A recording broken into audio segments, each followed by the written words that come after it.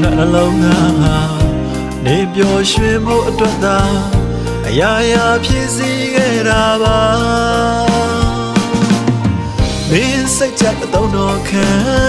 ခုကြတော့အမုန်းတော်ခံမောဟာငါချစ်တဲ့မင်းရဲ့ဘဝကိုမင်းချစ်တဲ့သူနဲ့တွေ့က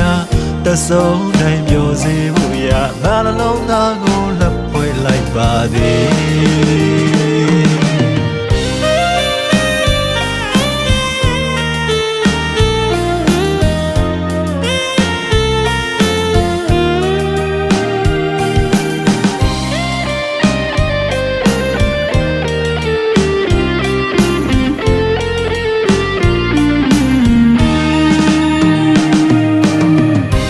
ချစ်